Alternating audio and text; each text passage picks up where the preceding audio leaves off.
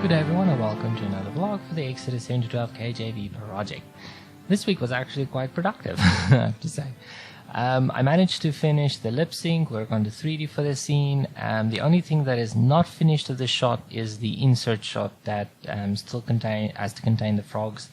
But that's generally the plan for this week. This is the finished lip sync. It's not perfect. In fact, if I shift the audio up just a smidge, its timing is much better. So I'll do that in the post process where the audio is added back. I don't remember if I baked it again with a little bit more of an attack, sharper attack, but I don't think I did. What I did do though is I changed the mouth at the consonants that close the mouth. You know, the plosives, the P, B, M, F, those kinds of consonants that make the mouth close visually. So I'm going to play you a section, and then I'm going to turn the audio off because I have to show you two more shots. Yeah, here you go. Thus saith the Lord, let my people go, that they may serve me. And if thou refuse to let them go, behold, I will smite all thy borders with frogs, and the river shall bring forth frogs abundantly, which shall go up and come into thine house, and into thy bedchamber, and upon thy bed, and into the house of thy servants, and upon thy people, and into thine ovens, and into thy kneading troughs. And the frogs shall come up both on thee and upon thy people, and upon all thy servants. Just love that. It's so cool. Now this particular shot is when I did the head animation. This was after modifying the body a little bit and all that kind of stuff, so that the way he gestures really matches the audio. You remember last week it was kind of generic and it was just kind of moving a little bit. Not very convincing. So this particular part is where his head kind of moves as he speaks. I also modified his expressions a little bit, so you can see that the eyebrows change a little bit and all that kind of stuff. His expression softens and hardens as he speaks. There's that little stick hit.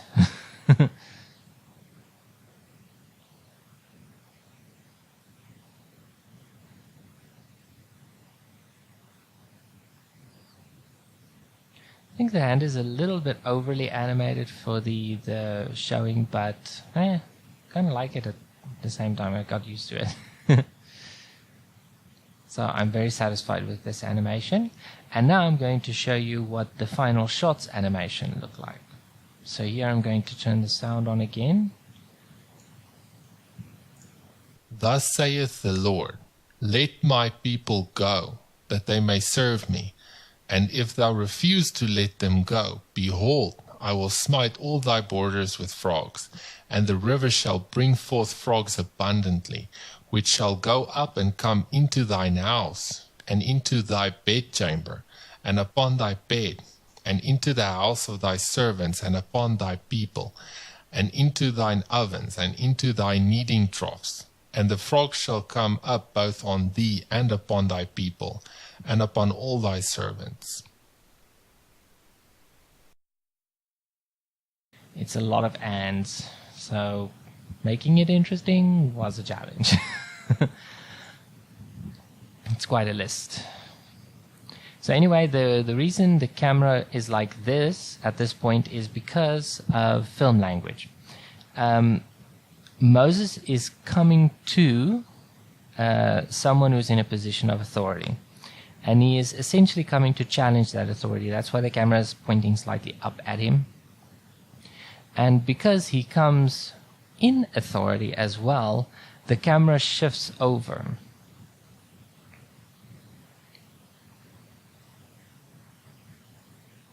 So that he becomes a very clear opposing force, but also still be that authority figure. Now this kind of tilt, usually confusion is not exactly the right word, but it kind of implies that something is a little bit out of place. Now, in this kind of day and time, when you would come and you would speak to the king, you would not be coming from a position of authority, you would be coming to authority. So that's the kind of a miss I'm going for here. So he addresses him, speaks a little bit, and you can see that the camera slowly settles again, and then we switch over here. So now Moses is the bigger authority figure because he comes in the authority that God gave. And of course Pharaoh is on the left and a lot smaller, even with his advisors and the fanner. You can even see his hand is bigger.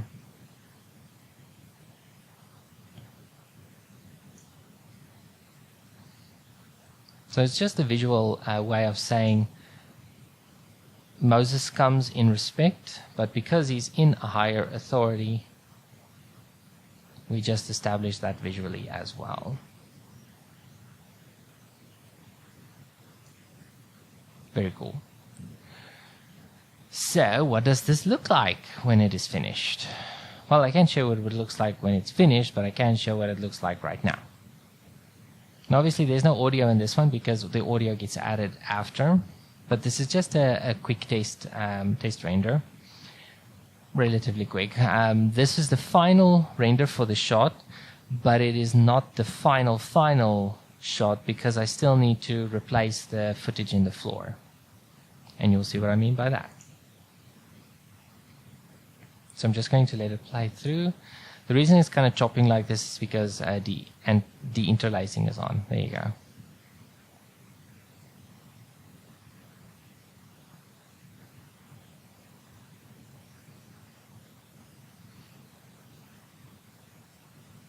Now that little section there at the start with the floor opening up is just to illustrate that the frogs are going to be there. You know, it's really just a creative way of just making the talking just that little bit more interesting. Like I talked about last week in the post. You can find the post in the description. Oh. Hold on, let me just get it there. Okay, there we go. Now, what I wanted to do was I still wanted to keep the floor present, which is why I let the lines and all that kind of stuff stay. The shot that's currently in here you recognize from the last shot of chapter 7, which shows that the river gets restored after 7 days. The shot that will be in here will have the exact same fog lines. The floor will still be there, but it will be frogs. I'm not quite sure exactly what the frogs are supposed to look like just yet. I do have a general idea, so I can't really tell you that this is what it will be because I haven't even started that shot yet.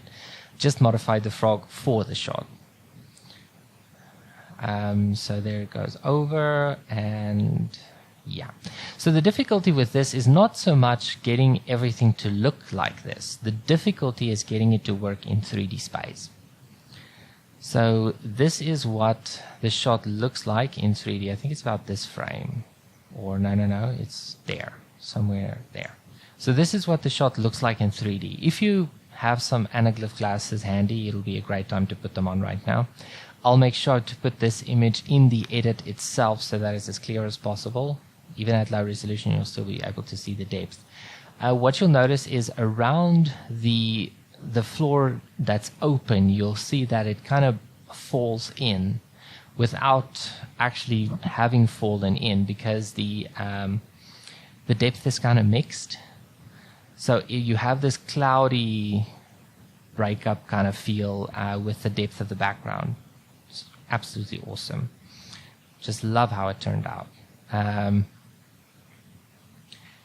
want to show you how this was figured out. Let me just get the picture. So this is a quick diagram I made before a recording. Basically, this just explains how the 3D space was divided. To keep it fairly simple and straightforward, I made the floor to be the absolute center of the shot because the floor is continuously in the shot, making it the furthermost point as well as the deepest point from the camera, at least for the shot of Moses, you know, this section over here. And then, of course, we have the insert shot where we want the floor to open up. So we again have another whole shot over there, making it kind of conflicting between what's already here. So if you just say added them over each other, they will definitely interfere. You'll get a lot of mixing, and it's just nasty. It's just really, really nasty. So instead, like this diagram shows, I made Moses's depth map, Moses's shots depth map, go from 1 to 0.5, and then of course the other shot go from 0.5 to 0. This gives a very, very good mix of depth between the two, and it allows you to mix them without them crossing over each other. So everything in the floor will always be in the floor. That's basically what it comes down to. So let me show you the depth maps. So this is the part where you can see the water lines over there. They're very faint, but they're there. This is where that slide thing comes in. You can see the stars as well. This is before editing, of course. But you can see it slides in, and that's completely dark, and this is as bright as it's going to get. That star would be the equivalent of like a 0.6 or 0.7.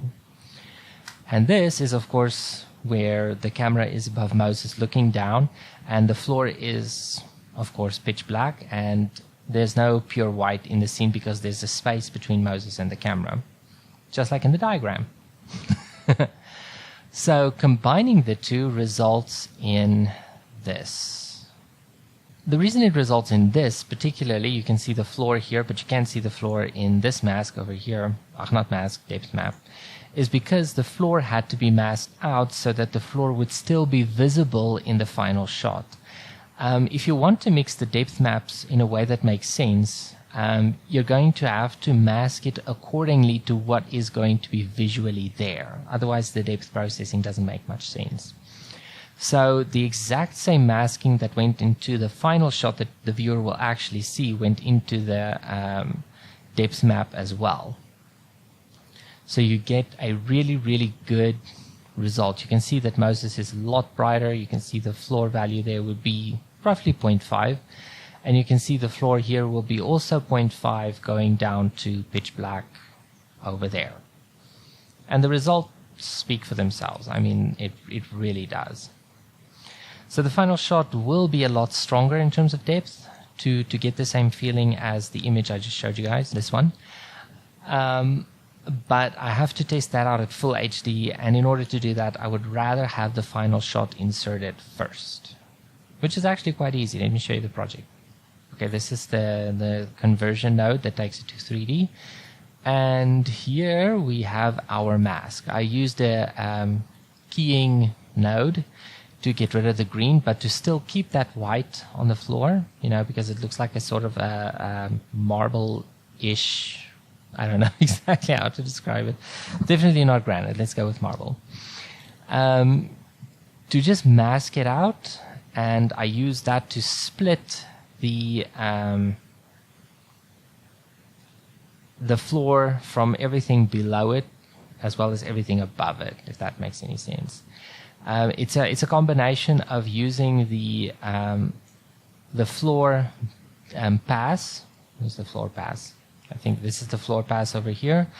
The floor pass and the masking of the floor itself, and then of course everything gets added underneath that over here. I also mixed the floor with the insert shot just a smidge to make sure that it doesn't appear that the floor is actually evaporating entirely. And this is where the multiply node comes in, because I added those lines back. This is what creates the floor lines again. Since they're the darkest point in the scene, at least in terms of masking, you can see it's... I don't think I masked it, I just overlaid it because it gets masked over here. Yeah. It just helps to establish that the floor is still there. It really does. I just absolutely love how this turned out. It's so cool. And of course, it has to be keyframed because the floor doesn't have to be broken up all the time. In fact, it shouldn't be broken up all the time. It's just for that camera shifting section that establishes Moses in the leading position instead of Pharaoh. You know, you could say in the position of giving orders, not taking them. It's just a wonderful thing. But one thing I do caution, if you do learn how to use 3D in this way, always keep in mind that the depth changes as your scene changes. For the section where Moses and Aaron have that background in the floor, you know, that shot in the floor, they have to be shallower in relation to the floor. But as soon as the floor part goes away, the depth has to be increased again so that you can actually still perceive the depth between Moses, Aaron, and the background. So you have to just keep in mind that you have to keyframe those sorts of things so that it doesn't appear jarring to the viewer, but that it still comes through nice and clear what the goal is, and so on and so forth. So that was quite a lot of work this week. Specifically Moses' shot. It took roughly 2 to 3 days to render. It was just over 1,000 frames, 1,190 something or so. It was quite a lengthy shot. I mean, it's almost 40 seconds. So the fact that it's finished is like, yay. So now just the frog shot. Hopefully that will render faster. Speaking of the frog shot, there's another thing I want to show you guys that you need to keep in mind. Okay, so we are in Blender right now, and we're going to pretend to do the frog shot. Let's say we just wanted the frogs to go from left to right, you know, that kind of progressive kind of movement. And let's say we have a frog here. This is going to be our frog. Let's move our frog to a different layer. And let's say we want 1,000 frogs, want them to move, and obviously we don't want any gravity affecting our frogs. Where's the gravity? Come on, there we go. Don't want the gravity affecting our frog. And let's get our frog named Suzanne. I think we're good. Let's just make our frog move. I think it's a little fast, but let's see. Just want to see which way it goes. No.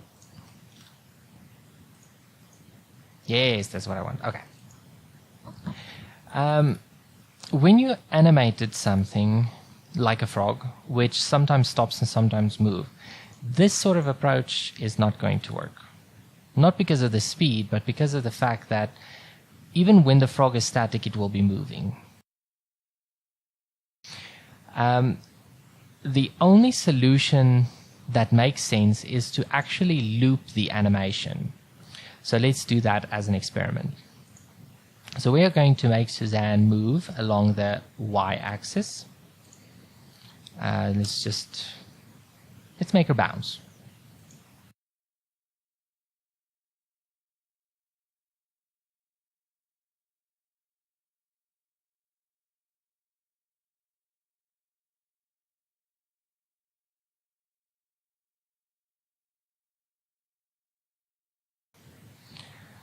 Okay, add a modifier. We have to make it cycle, and we have to extrapolate this so that there's continual movement. And I think we're covered.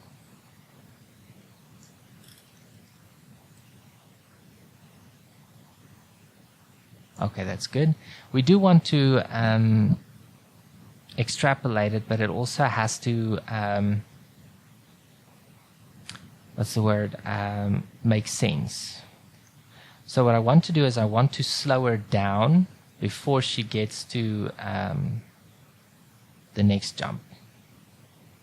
So I want to just do this, and hold on. do something like that so that she slows. I don't want it to go back, I just want it to slow down.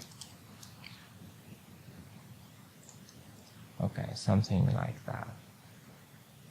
Okay. And then of course she's going to have to go a little bit higher, a little bit more forward every time. So let's just make sure these two are nice and aligned.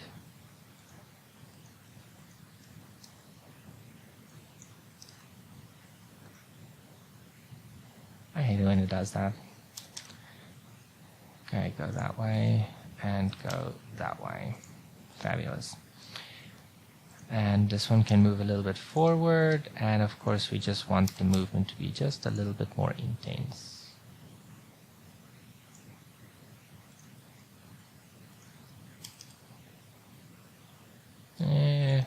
Let's see. Okay, so let's see what happens when we cycle this.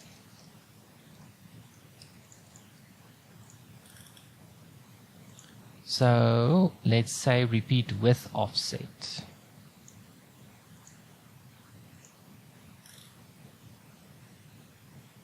And of course repeat with offset.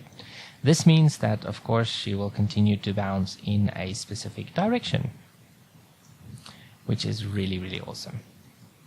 You'll see, there she goes. That's so cool. Anyway, so now we have our Suzanne frog. Now let's add our Suzanne frog. Of course, this means that we can't have any animation from our particle system, so we're not going to have any physics.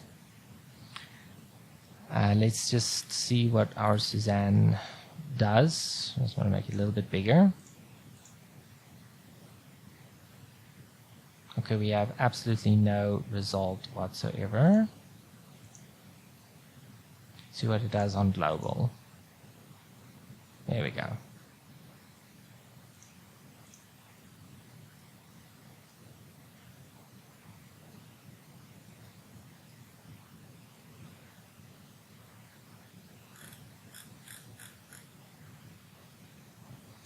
Okay, that's great. Let's just get our Suzanne frog again, wherever she may be. And let's duplicate her. And let's give her some offset. Let me just get some offset going here. Like something like that. Duplicate her again. Move all this stuff over there, like that. So that we just have some general difference in the bouncing.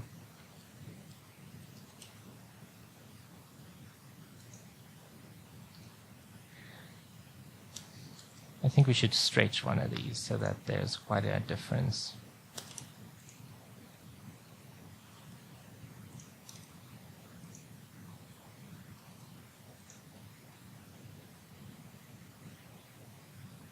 Okay, that's good.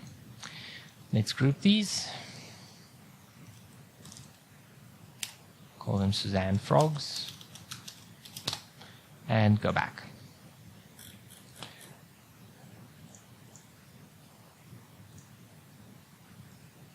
Hold on. We just go back and play again.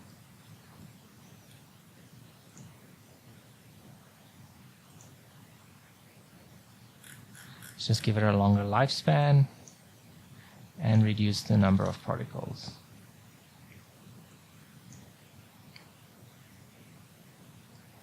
And that's pretty much how the frogs have to be done in a way for it to make any kind of sense, you know. So you can make it as long as it needs to be, seriously.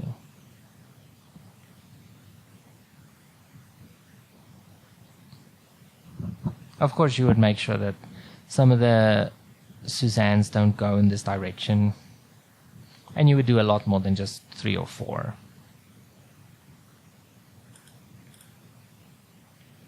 And there they start to pop out. But as you can see, there's no limit to it. It's just a matter of deciding where to start it, how many to start with. I think it's good to just start with all of them one shot, just like that. so that they're there and they're bouncing.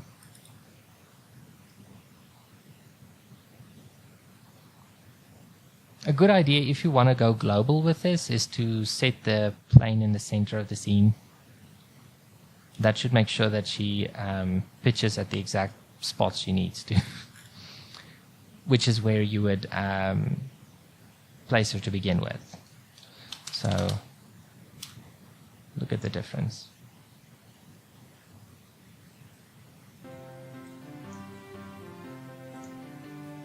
See, there's always an offset.